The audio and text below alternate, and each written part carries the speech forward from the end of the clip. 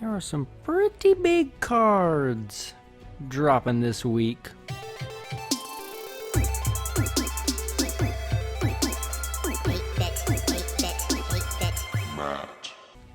That's what's happening in patch 0.0.32 in Duelyst. It is I, 8-Bit Matt, and I'm here to give you another Duelyst patch notes. This week, a little bit on the light side, but we have some huge drops happening. Let's get into the patch that you care about. Up first, we've got the major changes. Now, if you get 7 or more wins in the gauntlet, you get a gauntlet ticket.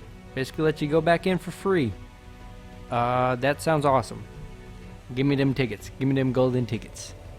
All mine. 3 new cards this week. And brace yourself. They are some huge ones. Up first, we have Paddo. And you've got to believe that this card is made after Paddo. I'm not sure if he was a Kickstarter backer for card creation. Either way, awesome card to shout out an awesome guy. This is a 7-cost card, neutral minion. Forgot to add that in there. With 12. Get that 12 attack. That is scary. 6 health. He can be airdropped and has an opening gambit that teleports all nearby units to a random tile. So he's basically like Repulsor Beast on crack. This is not only just a strong card in general with his stats of 12-6, but the fact that he can teleport every unit around him away is insane. This is a game-ending, boom, mic-dropping card. Super scary. Art looks awesome. Can't complain.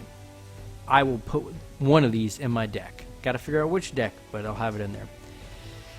Have you ever had that, flip around happen on you where you had all these units on the board, like, I'm doing great, and then they do some spell combo and kills everything? This is the card for you. Zerul the Lifebringer. This is a 7-cost neutral minion with 4 attack, 7 defense, and the opening gambit randomly summons all friendly minions that were destroyed by your opponent last turn under random spaces. Boom. Bring them back. Bring them back, y'all. Bring them back. That is awesome. Like I said, it's the card that flips around the combat. Again, if they wipe you out, they think they're in charge. Remind them that you're still in control of this game. Lifebringer is a fantastic card for those teams that need a lot of build-up. Bystian might benefit well from this card. Some other Magmar decks might really benefit from this as well. So, really hard to choose between the two of these. My money's still with Paddo. It just, that 12 attack is super scary. Super intimidating. One last card this week. Not as powerful or potent as the other two we just talked about, but strong in its own right. It is a 1-cost spell card from Songhai, and this spell allows you to move your general up to 2 spaces. It's a little interesting to see a defensive, what I assume is a defensive spell card. Hopefully will get you away from some provokes or get you away from the corner. It makes sense that the general should have some type of shifty mist abilities as well, so I'm glad to see it. It's just surprised, honestly. Usually Songhai is all about the spell burst, and so interesting to see it. Curious to what you guys think. I think it will be, for 1 cost, moving free 2 spaces could result in your general sneaking up on him, doing a backstab, things like that. Just help better position your general. So yeah, it's a strong card. Definitely a good contender for decks, especially with its low cost. That's it for new cards this week. On to those card changes. Just 1 card change, and I'm not sure if this is a buff, nerf.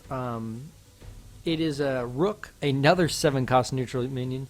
He's been reduced to a 5 attack, so that's staying the same, but he's losing 1 health, so now he's 5 health instead of that 6. And he's lost his frenzy, but now at the end of the turn, this minion gains a random faction ability. So this is burst, backstab, grow.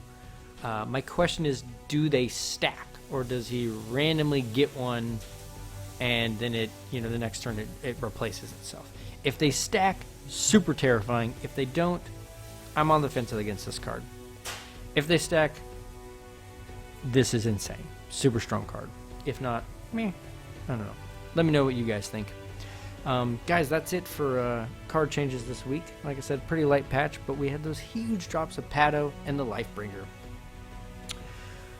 As for my recap of 31, patch 31, Lady Luck is fantastic. If you haven't caught my Abyssian deck, I put her in it. That's the reason it took me so long to get it out, is because I needed to build up some spirit to get that card, and she is worth it. Fantastic card. Super huge fan of that. Didn't get a chance to play the Vinar card. I did play the Songhai Killing Edge card, the 4/2 buff. It is monsters. I had 2 of them in my Gauntlet deck and just wreaked havoc, dropping 8/4 onto any minion. You can just imagine how well that went. Like I said, didn't get to play some of the other cards, but very strong indeed. That's it for my recap this week. Trying to keep it light, quick patch. Don't want to bog it down. Bug fixes. That's the last thing we'll talk about here today, and is just fixing some things, fixing victory message, moving around too much, fix the Gauntlet Vinar cards being the only thing you get, fixed it where the copy cards were not copying all the dispelled traits that were happening. Fixed the Firks. Sorry, let me get that right here. Fix the bug that caused your first action in the game to not play correctly. So yeah, I'm okay. Solid changes all around. I didn't personally experience any of these, but I was glad to see that they're tweaking and fixing their game and bringing it to perfection. Guys, that's going to do it for this week's patch. Like I said, let me know which card you would choose. Are you going Paddo or Lifebringer?